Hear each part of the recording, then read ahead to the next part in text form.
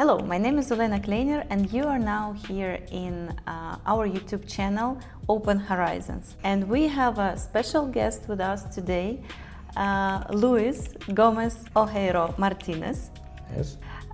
He is the lawyer and his PhD in private law, the district governor of 2024-2025 of Rotary International Club, and I'm happy to have you here. Thank you for accepting my invitation for this interview. Thank you, Olena. It's a pleasure and an honor to be invited by you. Thanks. And I would like to talk to you today about your journey, about your values, about everything that you are. And let's start with your story. How did you end up being the person you are right now? Tell us more about your professional path. Well, I can say that all began in Bologna, Italy, because I went then to make a research in industrial property and intellectual property because a doctoral thesis about brands in Mercosur, South America. When I get there, I met a big professional, the one who was my master, Antonio de Capua. Antonio de Capua told me that I was not only a researcher, okay, and that I would become a good lawyer. And he was at that point my mentor. He asked me to remain in Bologna.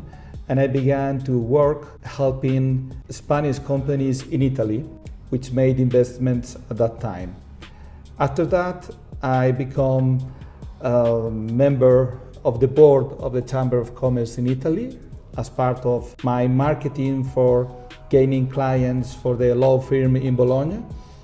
And after a little bit, I began to be known between Italian companies like Lotto Sport, which was my first client. Wow.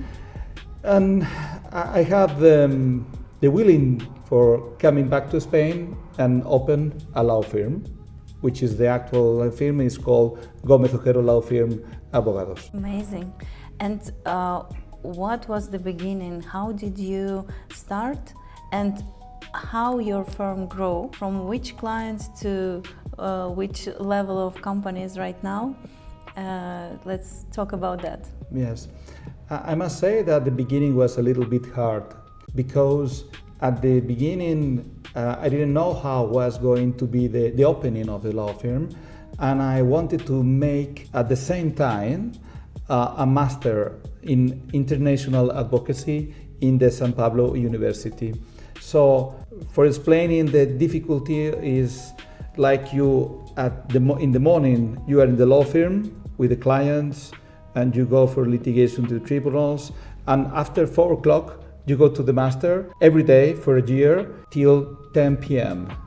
And when the master finished after a year, I received an offer from a law firm of Madrid, but at that time the law firm, my own law firm, was working really well and I had to decline the offer. Mm-hmm. And this was the beginning. Wow. Yes. Okay. And after that, can you tell us the development of your company? Like you started as a small company, as all Yes. of us do, yes? And what led you to the levels where you are right now? Friendship. Because when I went out from the law firm of Bologna, I had already many friends who went out too from the law firm and went to Brasilia, Colombia, France, Germany, and many other countries in the world. Because of our friendship and reciprocal stuff and trust, we began to work helping each other in the several cases which arrived from abroad, and everything always through Italian language. Mm-hmm. We didn't realize that we were creating a big network around the world. In the meantime, I began to come back to Bologna, and I helped a big brand you probably know, which is Hello Kitty. Yes, of course. Okay. I had to defend Hello Kitty, Warner Bros., and many other brands like Marvel, etc., in front of distributor of Catalonia. And after the lawsuit, which ended successfully for my client, he invited me to belong to one of the most prestigious clubs in Italy, which is called Circolo della Caccia. Mm-hmm. Circolo della Caccia is a gentleman's club, in which is Luca de Montezemolo from Ferrari, is also the director of Lamborghini, mm-hmm. Okay, many members of Italian Parliament. And after that, it came everything by itself. And the law firm began to grow, the clients began to grow, the friendship began to grow, and so the networking. Mm-hmm. So it was the beginning of you using the connections, yes, to grow and help others to grow also, yes, right? Yeah. Okay. And after that you started to be a part of Rotary International. How did you find this organization? Yes, my partner in Bologna, because I have a partner in Bologna with which we share clients and cases. Giuliano Zamboni, my dear Giuliano Zamboni, I must say, told me that I could become member of Rotary International, mm-hmm. because of my connections, my character, because he found me a philanthropic person, and he thought I could become a Rotarian. And he presented me my father in Rotary, for calling it in some way, which was Luciano Pucci. Luciano Pucci was one of the main members of Rotary Club Leonardo da Vinci in Roma. Mm-hmm. Mm-hmm. So it was presented, and after a couple of meetings, reading my curriculum vitae, I was invited to become Rotarian. And I was member of Rotary Club Leonardo da Vinci for many years. When I think past more or less 12, 13 years, I came back to Spain, mm-hmm. and I decided to begin and continue my membership in Madrid as a Rotarian, and I joined Rotary Club Madrid Serrano. Mm-hmm. And what do you think, and what you can advise to people? Because I think everyone wants to be a member of some closed club, right? So what are the criteria for people to become a part of such clubs, and what people can develop inside themselves or their businesses to be able to be in these clubs? Well, I think that there are several criteria depending on the kind of clubs. It's not always the same. Probably, I think the main thing is the reputation, the loyalty, and the trust. Mm-hmm. Probably, because you are not always sure about what they think about you, probably they look for something who can give to the club, to the association, some kind of added value, which could be connections, which could be professionality, friendship, many things. Mm-hmm. Yes. Maybe some other tips, because I'm being a part of different clubs, mm-hmm. but still I'm not Rotarian. Yes, I'd like not to yet. be. Not yet. Yes. And I know a lot of people who are developing their businesses, developing the connections, but still they're not at the level of such clubs. So what makes the difference? What is the changing point? This is such a good question. It's not an easy question. I think that it all depends of your willing to help and your capability to connect with others, mm-hmm. and at the same time the willing to become member of a biggest structure where you are not you, or not just you, but you're a member of a biggest organization who works for helping all the people to change the life of other people and to create sustainable impact, mm-hmm. in their communities. Mm-hmm. For example, Ukrainian club, which is called Intercontinental Passport Club, okay, is a club where all the members get together to promote an important idea, which is the peace in the world, the peace in Ukraine. And at the same time, they work together in friendship to help between them and to help another communities. Yes. So I think the most important thing is to renounce at your own individuality, your own preferences, to help the team, the group, for making good things for other people. That's an amazing answer. Thank you very much. Okay, coming back to your professional journey, what was the most difficult part in building your own company? The most difficult part was the very beginning. And I think sometimes is the decision to go ahead. Mm-hmm. Because I think that once you have begun, everything goes ahead and you are on flight. You're flying. You don't worry about the altitude. You don't worry about the problems in there. You are flying. No? Mm-hmm. So I think that the most difficult part was the beginning, the decision. The decision to start. To start, yes. Okay. And I guess, as all of us, you also had these waves during the making business, right? Yes. And when you have the lowest part of the wave, what helps you not to stop, not to quit everything and continue moving? Yes, two things. First thing, like the song said, what doesn't kill you makes you stronger. Yeah. And the other thing is that the sun rises any day, mm-hmm. every day. And there is nothing that cannot be solved mm-hmm. unless the death. Yeah. So when you have your goal clear and you know where you want to get, where you want to go, it doesn't matter if you are here or you're down, you're up, or you're in the right, in the left, because it's just part of the journey. And every obstacle, everything you met in your path is anything in which you can learn mm-hmm. many things. And once you have overcome the challenge, you are stronger than before. Of course. And you keep going on. Yeah. And you said when you keep your goal in front of your eyes, right? So what big goals did you set in the beginning? Yes. And maybe from the very beginning it was just one level of the goals, but later when you came to these goals you set the other ones.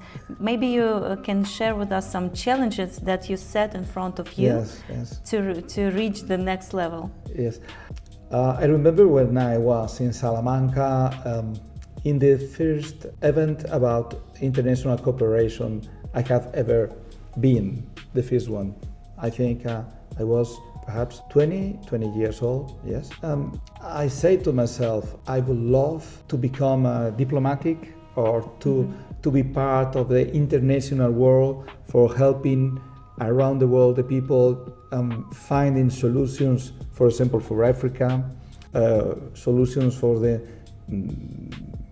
people who was affected by the wars in the world, so many things. And at the same time, I have another important illusion, and was to become a company lawyer, a corporate lawyer. Mm-hmm. And I remember I spoke with my parents, and I say, Luis, both of them are impossible. And I thought it was impossible, because my big dream was first to become a corporate lawyer, and I reached that, okay? Mm-hmm. And after that, by the way, by providence, I don't know why, I become a Rotarian. So I had both of them at the same time, mm-hmm. which is sometimes a little bit too much. Why? Because you have almost no time for you. Mm. You're helping in Rotary, helping people, helping clubs, helping districts, helping the vaccination for polio, eradication of polio around the world, traveling, or you are sitting in your law office or in the plane working for your clients, mm-hmm. or defending your clients before tribunals. Mm-hmm. So you're always busy and you don't have so time. And the rest of the time is always dedicated for family, because I'm father of two daughters, Cayetana mm-hmm. and Jimena. the husband of my wife, Marta Teresa Callejo, and you have no time for you. You are always dedicated for someone, yes. And how did you cope with this? Because we also need time for ourselves, right? Yes. Well, sometimes at breakfast. Breakfast for yourself. Yes. I switch off mobile phone, and I try to be in peace for half an hour, more or less, to read the newspaper, to look to the WhatsApps of my friends who call me, who read me, and after that, it all began again.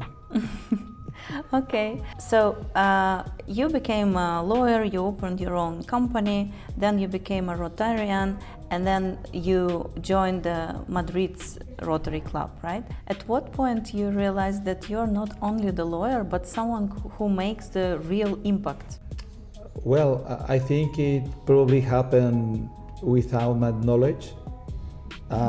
In fact, I think you are the first person who tells me that. Oh, you should admit it for yourself.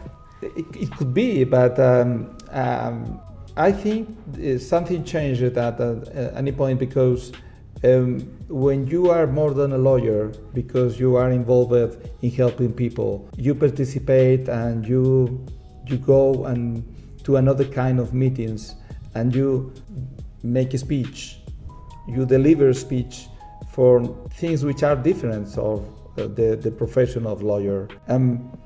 You are also interviewed like today with many people, TV, radio, and so many things. And the people began to listen to you and to see what you have done, probably because they would like to do the same things or similar things. I think that sometimes it's a little bit crazy, I must say. It's a little bit an exaggeration, because we are all human beings and we don't have the magic recipe to do the things or to success in life. But I feel sometimes like a kind of symbol or a kind of people of reference for my friends, for the clients, or for my colleagues at work. But in some cases, for each person, there is a personal key to success. For someone, it's being persistent, just don't stop, go to your goals. For someone, it's open your heart and make connections and help other people, and they come to you and help you back. Maybe there is some other key. What was yours? Well, I think it was not just one. Sure. I think it probably were many of them, but I think perseverance, faith, dream big, work hard, help the other as much as you can. Don't take advantage, never, of your position. Be human, be professional at the same time, be responsible, and be authentic. I think you have to be authentic.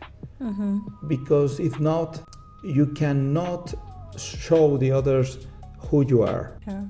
And I think that if you show the others who you are with your imperfections, because nobody is perfect, they're going to appreciate you so much. And at the same time, your enemies will probably show that they are your enemies, because every one of us has enemies, no? Sure.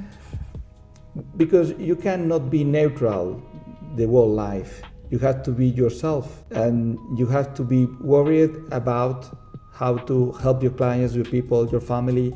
And for doing that, you have to be authentic. You have to be original. You have to be yourself. If you are a fighter, because I consider myself as a fighter, not for me, but for the other people, okay?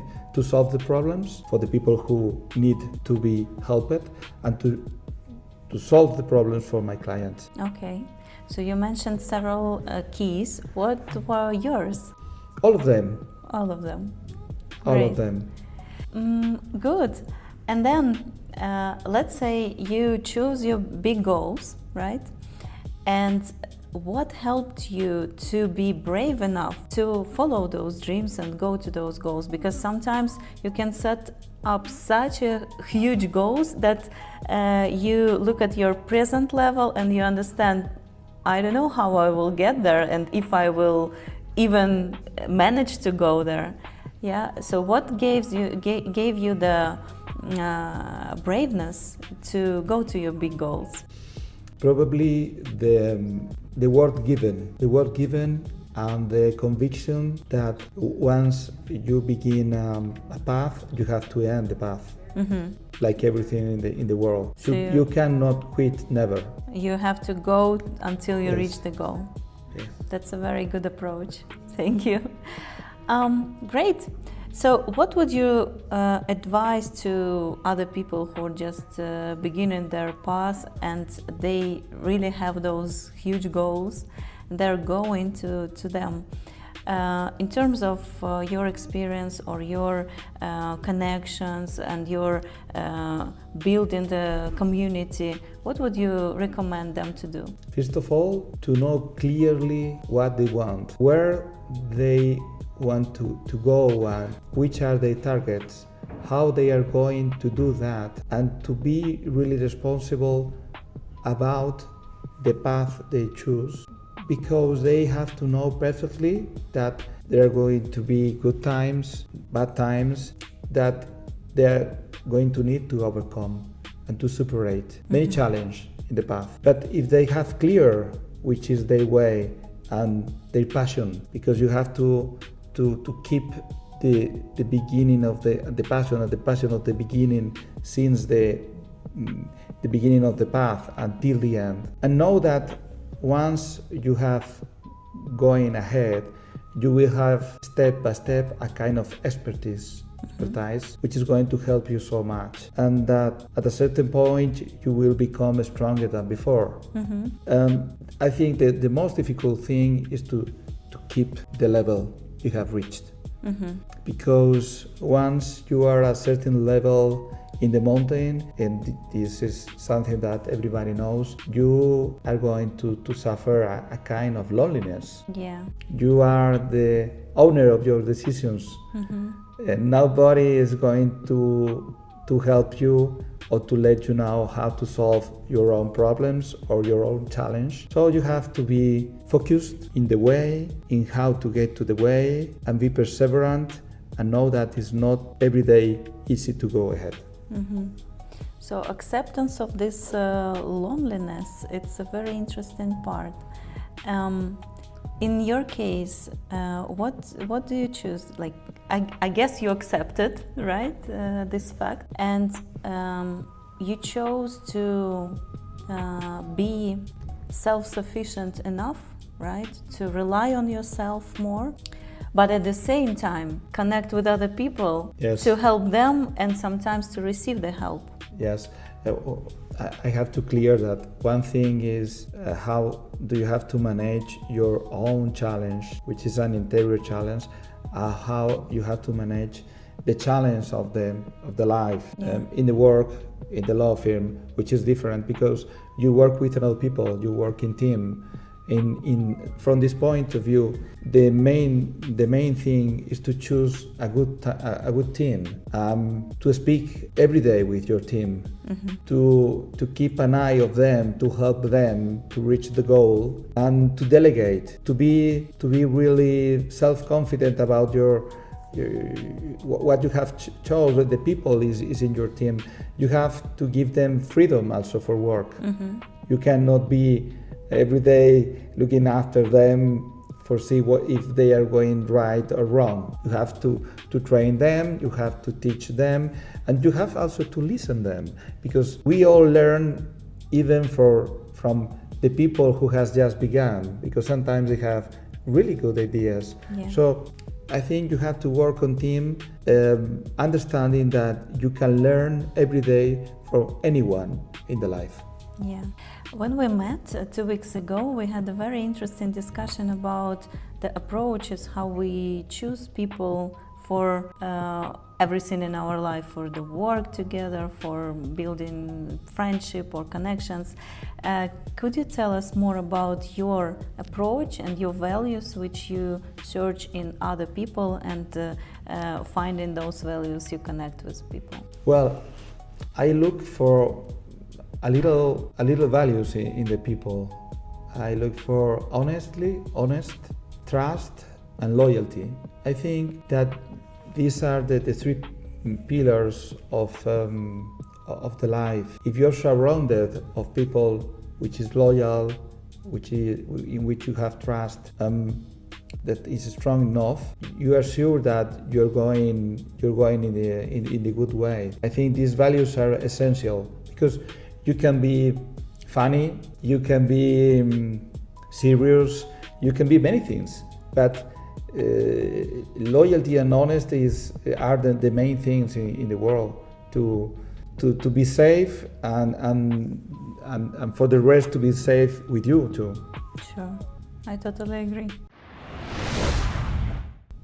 And also we discussed the thing that you lived in several countries, right? So you can consider yourself as a globetrotter. How did you end up being such type of person? Probably because of my mother, because when I was just 11 years old, my mother, through an agency, sent me by myself in a plane to Colorado, in a little place called Littleton. Wow. And I was there with Mormon family, but not Mormon family like Mormon family from Utah, okay? But Mormon family who went to the church each Sunday about 4 hours. They had to sing and so many other things. But through this experience, I learned English and I learned another religion because I am Catholic, okay? And I have the first opportunity to discover that not everything was Spain, not my culture was the best, and not my culture was the unique culture in the world. I came back and was invited by the family to come back again the next summer, and I improved my English level and my knowledge about American people, United States. This opened my mind, and the other thing that opened my mind was my experience as Erasmus, because I was an Erasmus during my 4th year of law degree, and I went to Turin in Italy. There I learned Italian, which was the main instrument for working as a lawyer in Italy. Okay, and I think this was the main things which allowed me to do the rest of the path, and also the fact that I was living afterwards and working in Bologna helped me again to gain a distance and a biggest overview of my country and the world, because I am Spanish. I am proud of being Spanish, but I consider that I'm just a human being, a citizen of the world. Yeah. I like to speak with anyone, and I think that the travelers around the world are sacred, because when I was in many difficult situations in Italy, in England, in United States, in the airport, I have been always helped by anyone. So when I met anywhere somebody who needs help, I take him. And for example, I remember when I was in Bologna, it was very nice, I found a man who has lost his flight. The airport was closed and he couldn't go anywhere. And I take him to my home. Wow. I didn't know him by nothing. And he slept at my home. I called a taxi for him, and he came back to the airport and continued the travel the day after. So I think these things are things we give you the connection and the understanding that we are not just an individual, we are part of a biggest world. Sure. I think it's a huge kindness you have in your heart. I think it helps you a lot, but maybe some people can use it. Yeah. Did you have it in your Yeah, life? yeah. I realize that sometimes people has tried to use my compassion for others. Because when you are too loyal, by a way of saying that, too honest, you have to be a kind of, how can I say, of bridge, no? And this could be the compassion. Yes. But who cares? That is very deep thought, I think. Yeah, like a submarine. Yeah. Well, thank you very much for all your insights and describing your journey. Coming to the end, what would you say to people who are now building their own companies, who are also taking into consideration this IT challenges and huge growth, AI, and everything is happening at the same time, right? How to stay focused on your goals, how to see your path clear and not to be distracted by all these changes? Well, artificial intelligence, AI, is a good instrument, but cannot be you, and you cannot be the artificial intelligence. I mean, because I'm not explaining too well the question, I mean that you have to use artificial intelligence for making your work, but you cannot depend on artificial intelligence at all. Because, and this was a part of a conversation with a colleague a couple of weeks ago, if you trust too much in artificial intelligence, you are doing two things. First of all, you are not updating your juridical knowledge, for example, and two, you are not using your brain. And when you go to the tribunal, you are not going to have artificial intelligence. Sure. You don't have time enough to say, okay, let's see what can I say, because the public ministry of the other part in the case has said. So you have to have your reflex ready. You have to keep your knowledge, but you can use artificial intelligence to make some things fast. Some things, not all things, some things fast, or to make a deep research of what you have concluded before. But you have to keep your independence and your intellectual capability. For beginning, first going to a lawyer. You can save money if you ask a little bit of advice before beginning. There is an important question, which is, what is the biggest mistake has ever made a client who has not gone to a lawyer? You know that distribution agreement is a way for a brand, international brand, to sell their products, items inside the market. Okay. If you do not make a contract in Spain, and if you go ahead without a contract, and afterward there is a breach of the contract, and you go to defend your interests before the tribunals, you're going to find that they are going to ask you not the indemnity for a distribution agreement, but the indemnity for an agency agreement, which is something that could cost you millions of euros. So the first thing is to go, because you can spend, let's say 2,000 euros for a contract, but you're going to be safe for the rest of your international agreement, international commercial agreement, or so on. That's a very important part, I think. Yes. Thank you for your answers. And what would you advise, and just closing the interview, what would you like to say for people who would watch this? And maybe you have some insights to share, or some main idea what you would like to give us. Well, I think that I would suggest them to fight and to dream big for what they want to be in life and to become alive.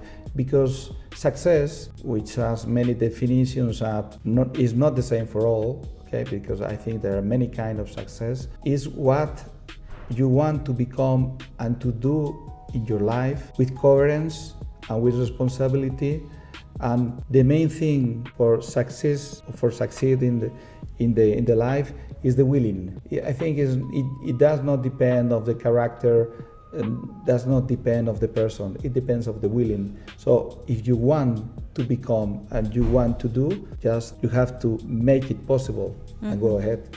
Wow, thank you. Thank you very much for your interview, and good luck with everything. Thank you to you. Thank you very much. Thanks, Lou.